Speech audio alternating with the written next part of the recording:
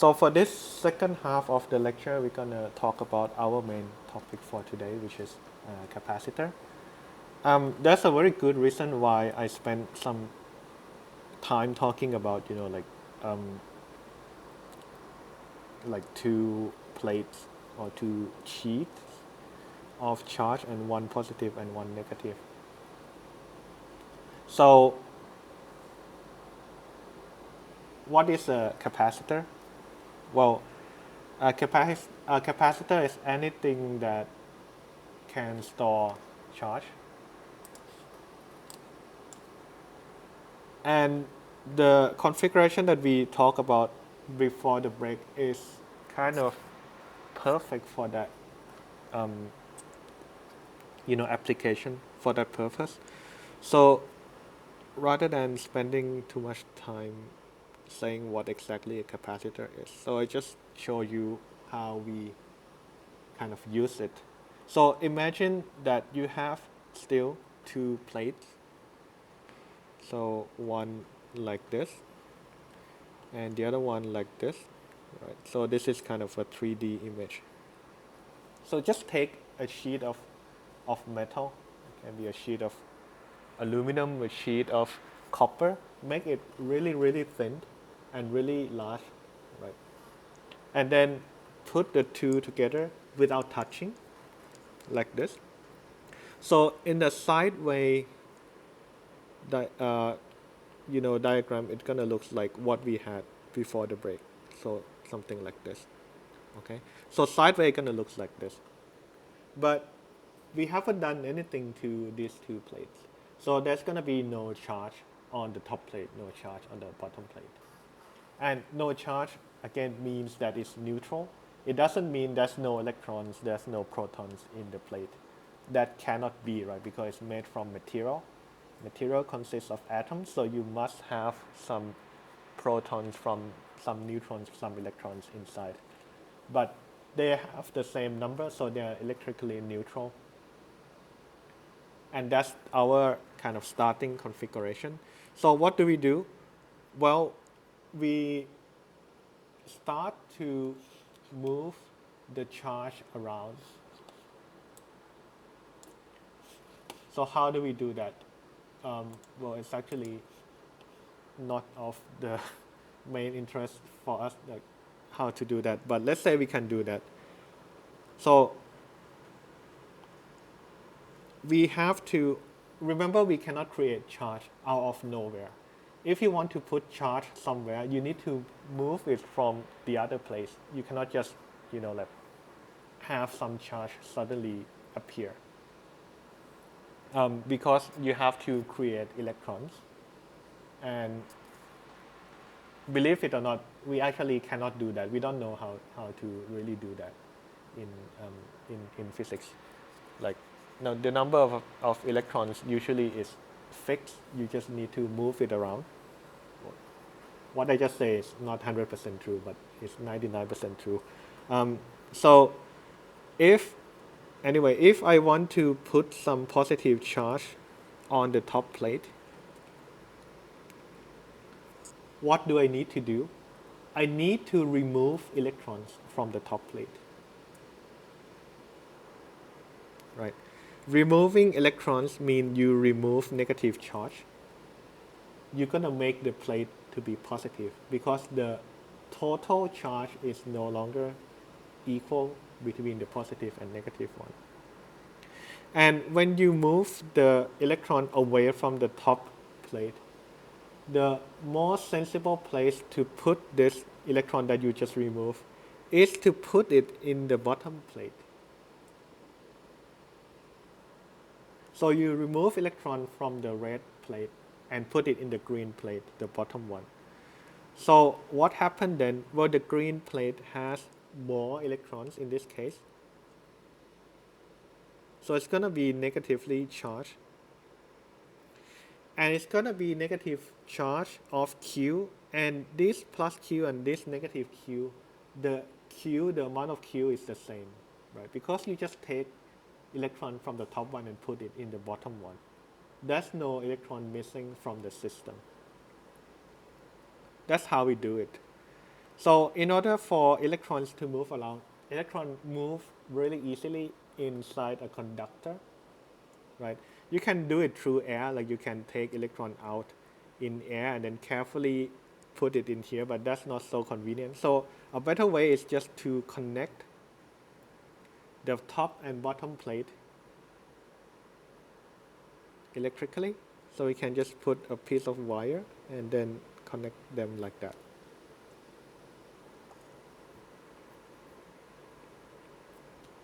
And then what you do is somehow you keep sucking electron from the top plate and move it to the bottom plate. So if you keep doing this, the bottom plate will become more and more negative. The top plate become more and more positive. And at some point you might want to stop. Okay? And once you stop, maybe you stop this thing by disconnecting this wire. So electron cannot move any longer, right? So they are electrically disconnected. But now you see why I insist the configuration that the top plate and the bottom plate have equal and opposite charge. Because of the nature of how um, how electrons are moved between the plate, it makes sense to have the charge at the top bottom to be equal and opposite, right? And once you have charge distributed like this, you can use this one to, like to do other things. For example, you can connect some, light bulb, and electron will flow back, and you're gonna have current, and then you're gonna have some energy flowing out, right? So in a sense, by putting electrons from one plate to the other plate, you are storing energy by moving the electron around. Okay, so you're storing energy, and this is why this thing is called a capacitor, because it has some capacity to store energy in terms of electric energy, right? To move electrons around like this, you need to put in some energy. Okay, it doesn't just come freely. So you put in the energy, you store it, and then you can use it later. And this is what a capacitor does, is to store energy in terms of electric energy here. So this is called a capacitor.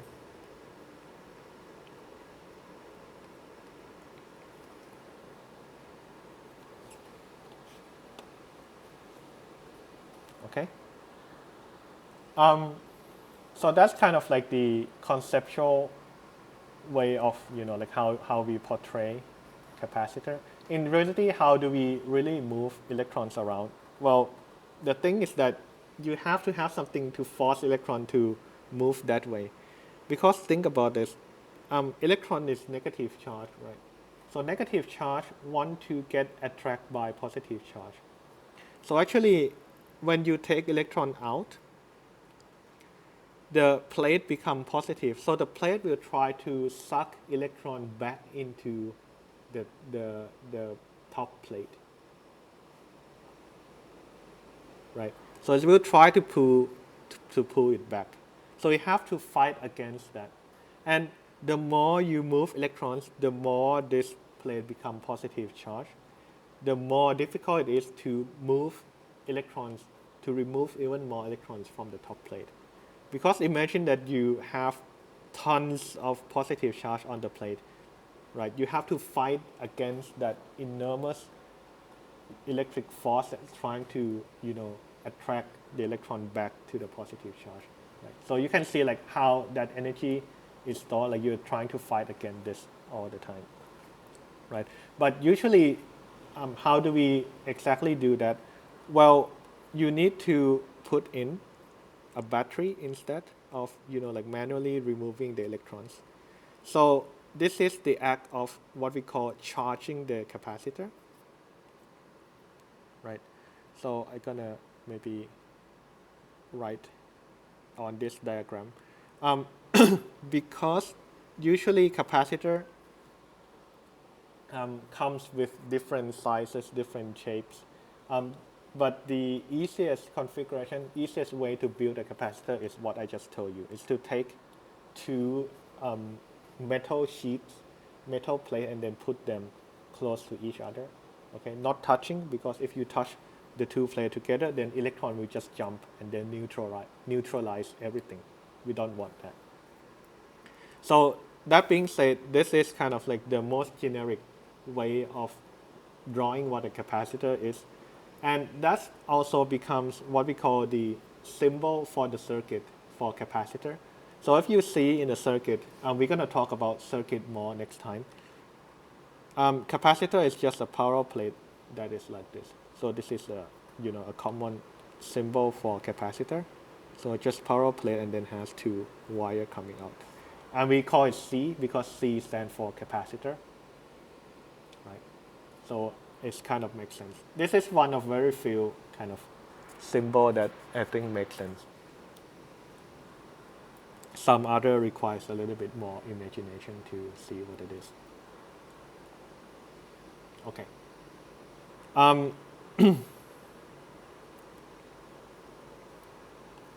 all right.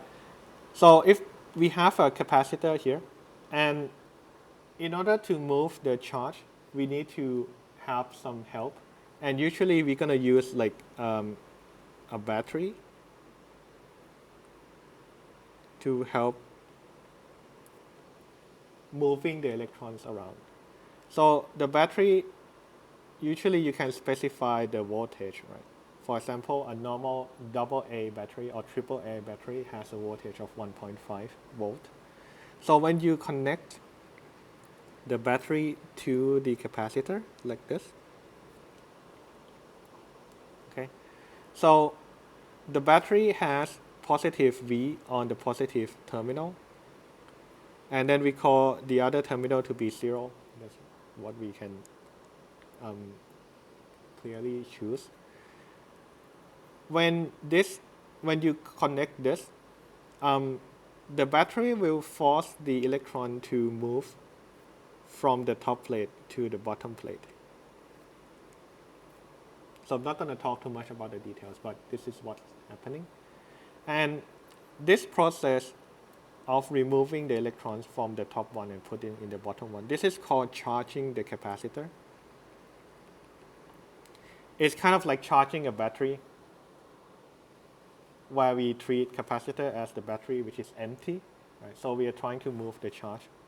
So we are charging it. And eventually the electron will stop moving. And that's when we say the capacitor is fully charged. So no more movement of the electrons. So the question is like, when does that happen? So when does electron stop moving? Well, it stops moving when the potential of the top plate is equal to the potential of the positive terminal of the battery. So the charging stops when the top plate has the potential equal to V,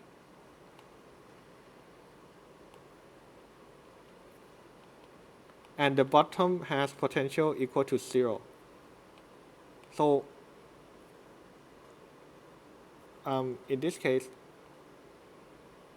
the battery is here and the bottom is here. So in this case, if the battery has positive V equal to 1.5 volt, and this is equal to 0, then the capacitor will be fully charged when the top plate has also the same potential, 1.5, and the bottom plate has V equal to 0. So this and this has the same potential, then electron will stop moving, right? Because if the potential are the same, there's no reason for electron to move, because by moving from one point to the other point, the electron does not lower the potential energy, right? So there's no reason to move, right? Electrons, or in general any charge, move because there's a difference in the potential. If you don't have the difference in the potential, they will not move, just like when you have fully charged here, right? So going back a little bit, when it's charging, the potential on the top plate will be less than 1.5 volt. So starting potential will be 0 because there's no charge around, right? So potential positive here, electron is negative charge, right? So you need to multiply by negative charge to get potential energy. So electron moving from here to here is lowering the potential energy of the electron. So that's why electron move. But later when potential on the top plate equal to the potential of the battery, then electron will stop moving. So the capacitor is fully charged in this sense, in this case. Okay? It doesn't matter how close the gap between the two plates or how large the plate is, but when the capacitor is fully charged, the top plate and the bottom plate has the same potential difference as the battery.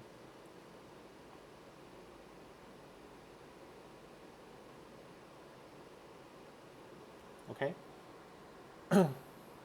But what about the actual number of charge at the plate itself? We know that potential is 1.5 volt, but you can also ask, okay, what exactly the number of charge you have in the top plate? Remember the top plate will have some plus Q charge and minus Q on the bottom plate. So what is Q? How many coulombs of charge that we have once the capacitor is fully charged? Well, then we need to go back a little bit to the material that we talked about before, the break. There are a couple of things that we know. The first thing is that the electric field between the plate is given by this. I'm gonna write again, so don't worry if you don't catch this. And then the other thing is the potential difference is given by E times D. Okay, so I'm gonna do that. So the potential difference is E times D, and E is the electric field between the plates.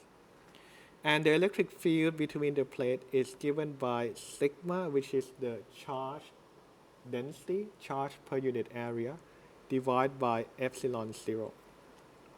So the potential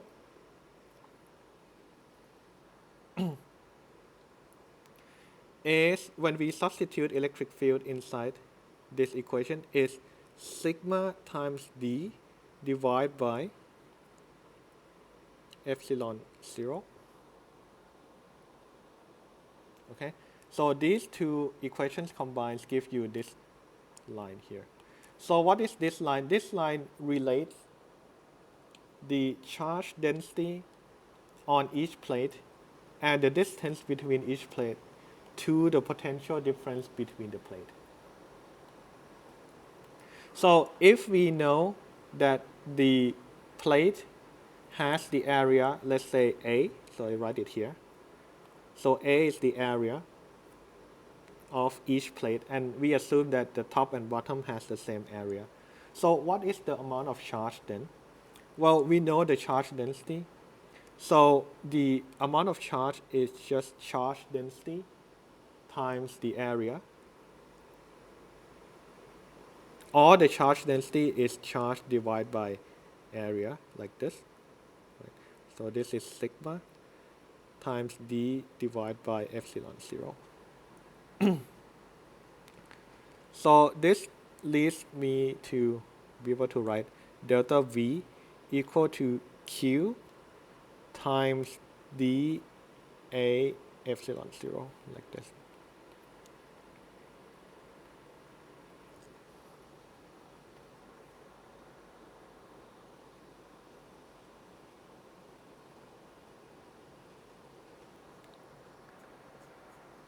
Okay?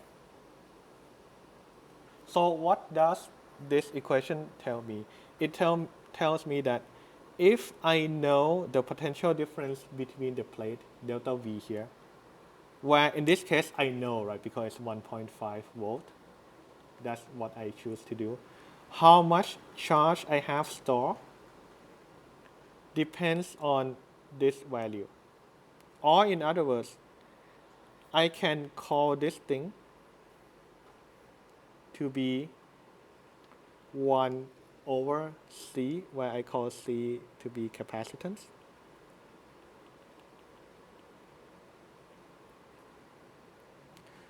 So delta V equal to Q over C.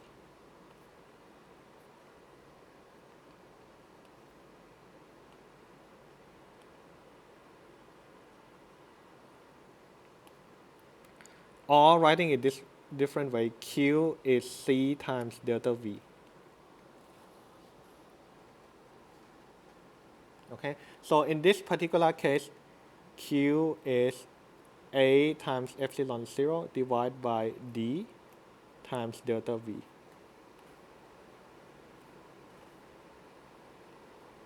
Okay, so I'm sorry it's a little bit kind of bad in terms of the sequential, ordering of this equation. But let's first look at this equation here, the top one. So what does it say? It says that if you know the potential difference, again we know because it's 1.5, how much charge that you have on the plate depends on the potential difference times this number. A, the area, times epsilon 0, some physical constant, divided by the distance. Okay?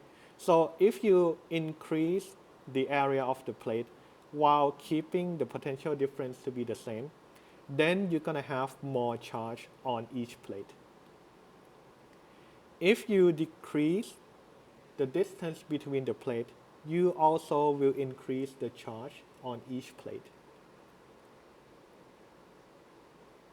And this thing here is what we call a capacitance. This is a capacitance.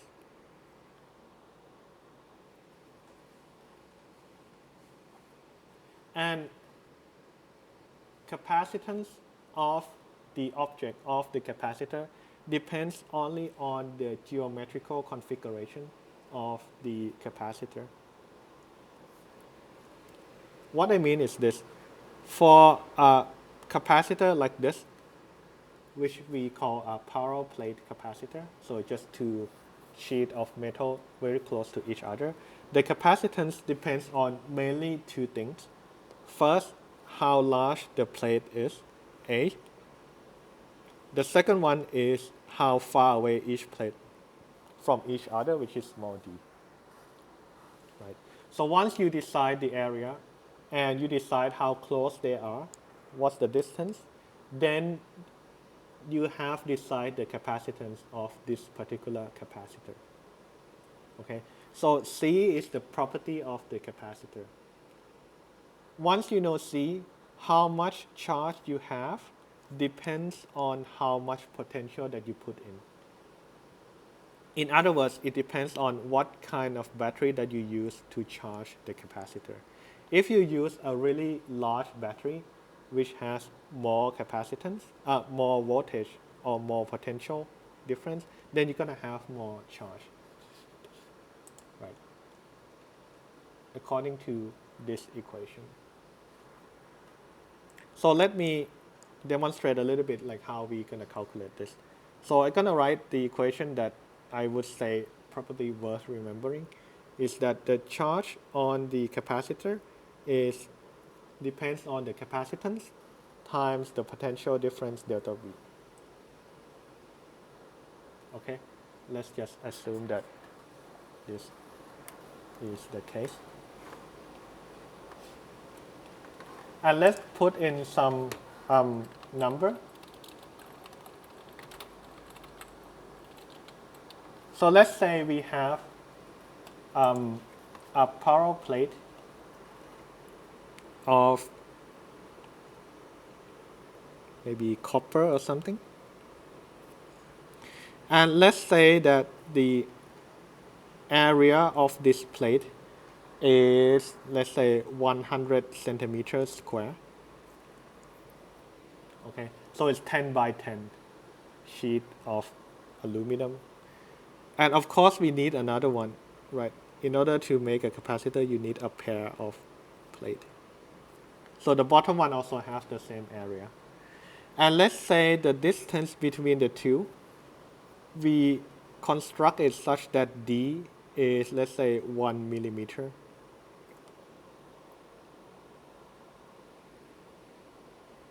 And believe it or not, we have created a capacitor in this way.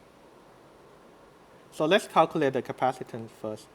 The capacitance for this parallel plate capacitor is given by A, the area, times epsilon 0 divided by the distance D. Okay, so just like what we have here.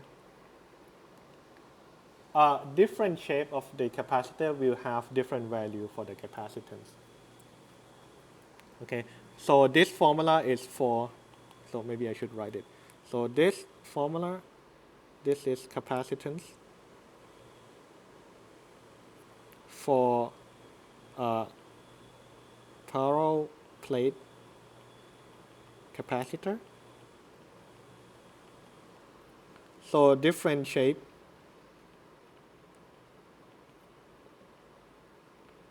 of capacitor will have different formula.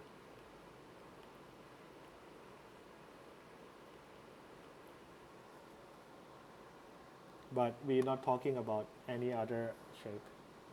So we're gonna use this formula here. The value of epsilon 0 I haven't told you, but you can look it up. Again, it's called the, full name is called the vacuum permittivity because it's the permittivity of vacuum. But again, it's just a constant, it's just a number, and it's given by 8.85 times 10 to the minus 12. Okay, I'm not going to write the unit now, but just believe me, it's an SI unit. We're going to talk about the unit in a few seconds. So putting the number in for this case, right, I'm going to have A equal to 100 centimeters square, but we want it to be in meters square, so you need to multiply by minus 4 meters square. And then divide by the distance, which is 0.001 meter. And then times the value of E, not E, epsilon 0, which is 8.85 times 10 to the minus 12. Right. So altogether, I have, so I calculate this. I get about 8.85 times 10 to the minus 11.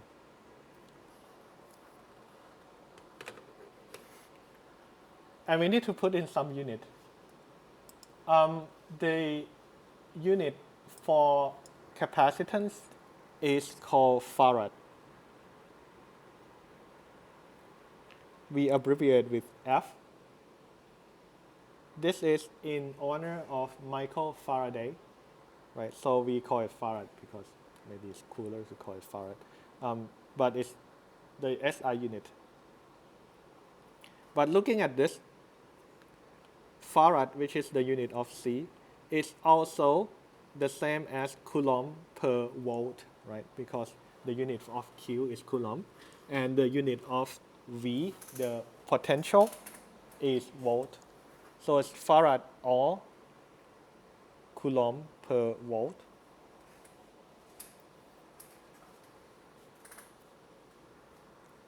So the unit for epsilon 0 is going to be farad per meter, obviously, because then you can recover the unit of farad for capacitance. Right. So it's a very, very small value for capacitance. So I'm going to write it another line here, 8.85 times 10 to the minus 11 farad.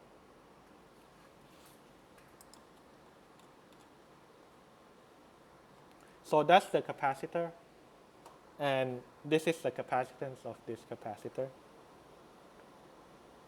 So far, we haven't talked about the charge or anything. So remember, the capacitance depends only on the geometrical property of the capacitor. So it's just how large it is, how close the distance d. Okay, so now let's take this capacitor and let's put some charge on it. So we have this capacitor with the same area, same distance. Now let's connect a car battery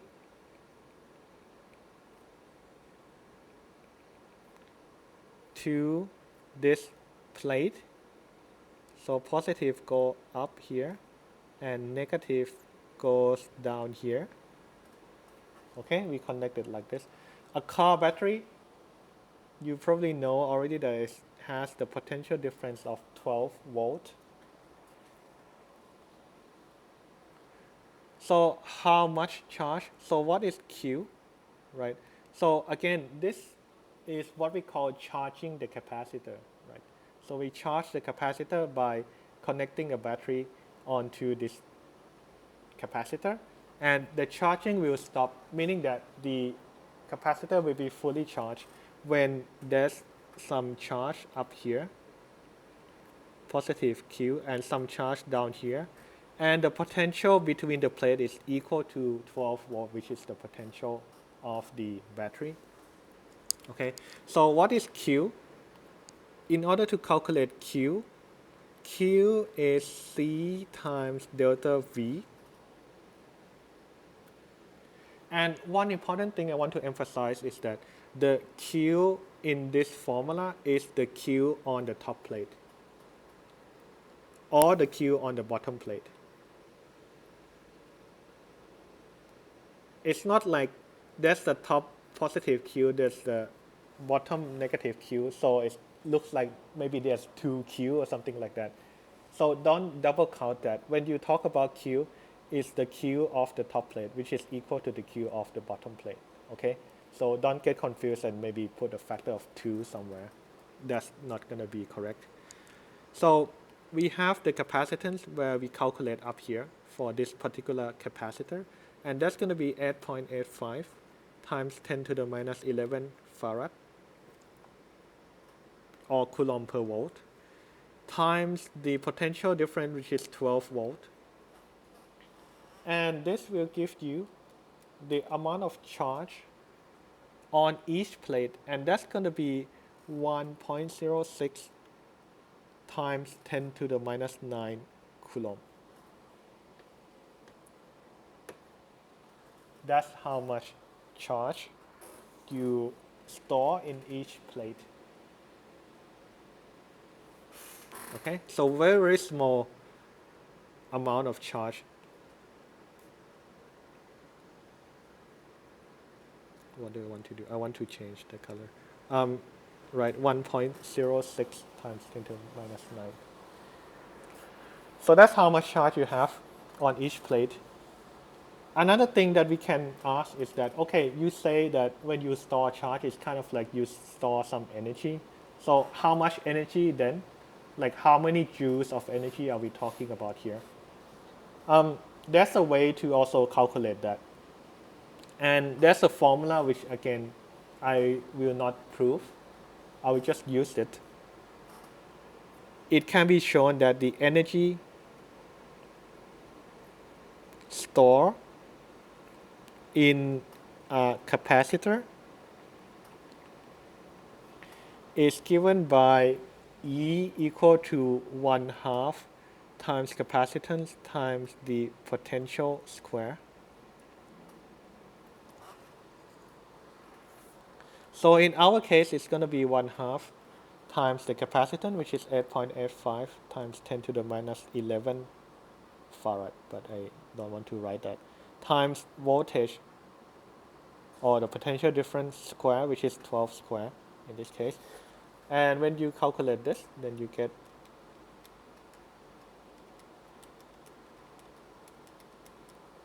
about 6.37 times 10 to the minus 9. It's an energy, so it has the unit of joules. So 6.37 times 10 to the minus 9 joules, like this. Okay, so this is how much energy you store in this capacitor. And once you store it, you can use it for some, other things. You can use it to, power some light bulb or something. So you might have heard the term, like super capacitor, especially for those of you who are interested in, like electric vehicle or something like that. So a super capacitor is just it's a capacitor which has a lot of capacitance, and it has a really long lifetime, so you can use it for, like many years. And it can be a potential replacement for a regular battery.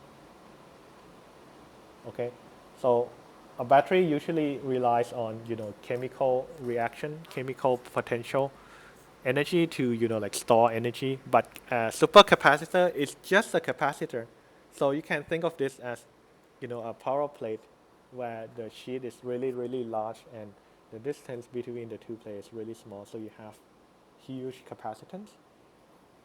So when you charge this capacitor, then there's a lot of charge stored because you have really large value of C, and then you can use this to like power the vehicle later by using the stored energy in the capacitor to run a motor or something like that.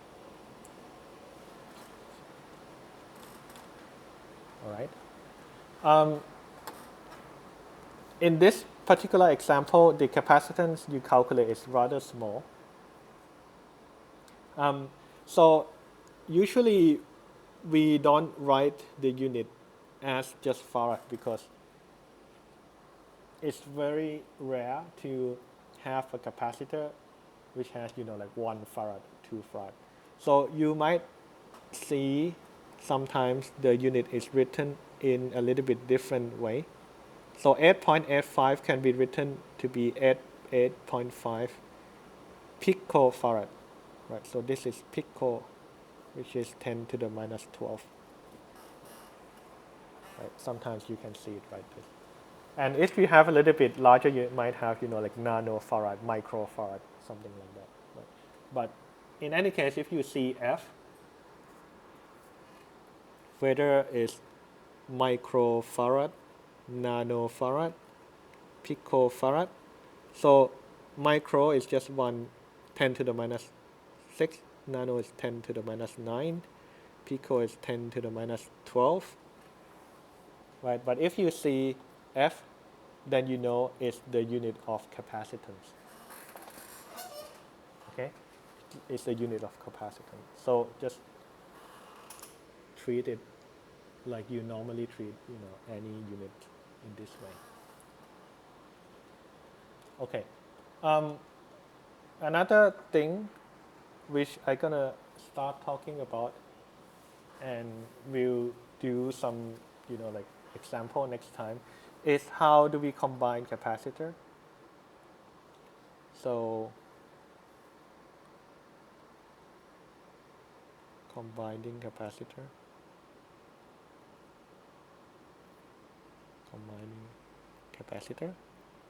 combining C. So there are 2 ways of combining. So the first one is to put them in series. So if you have one capacitor and you take another one, then you connect them like this. This is in series. And this has capacitance C1, this has capacitor of C2. This is equivalent to having a single capacitor with a capacitance of C total.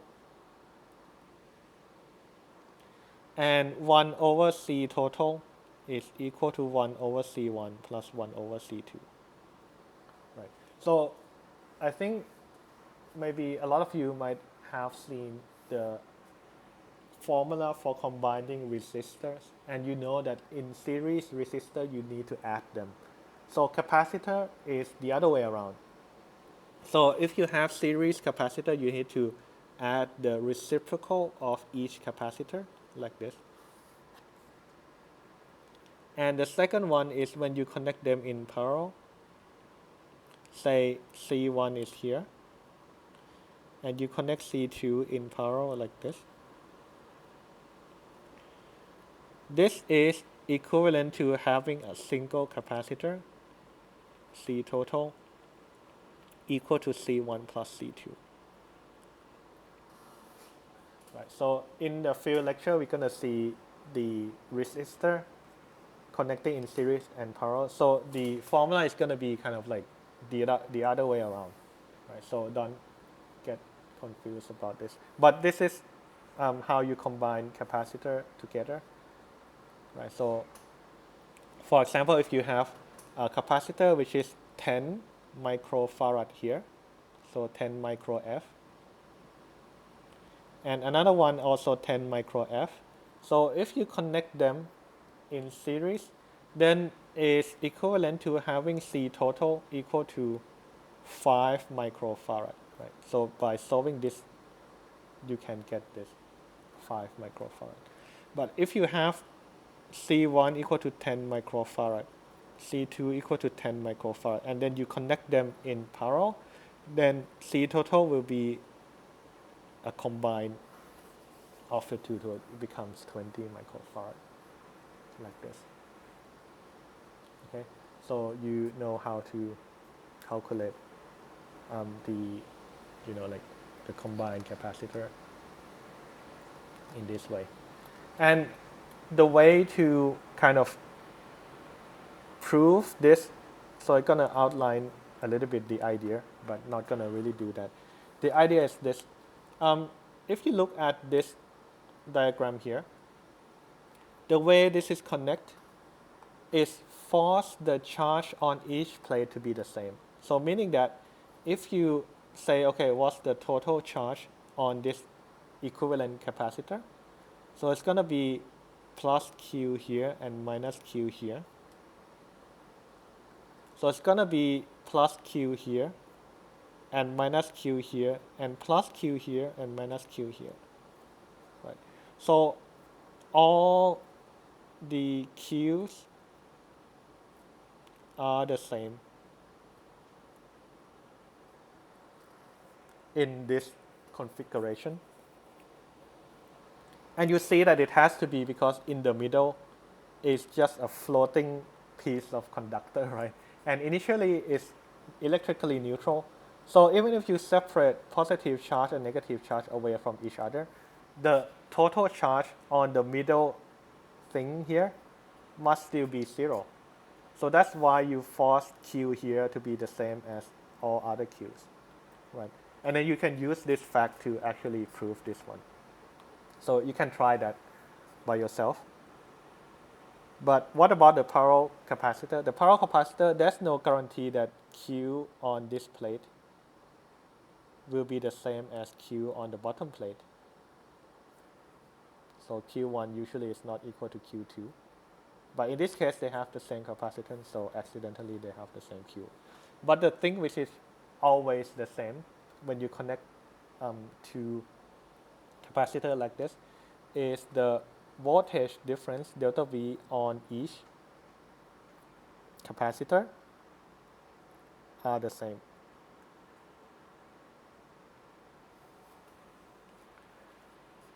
And this is kind of true in a very general sense. Like if you connect anything in parallel to each other, then they're gonna have the same potential difference. Okay, so again, for series, the charge on each capacitor are the same. For parallel, the potential difference on each capacitor are the same. So using these facts, you can actually prove this, the combination formula for the capacitors. Okay. There's one more thing that I don't have time to talk about, which is how to increase a capacitance without, modifying the geometrical property of it. Is to use what we call dielectric, and that's what we're gonna do in the beginning of next lecture. Okay, but for today, I think I will stop here, and I will see everyone again on Wednesday.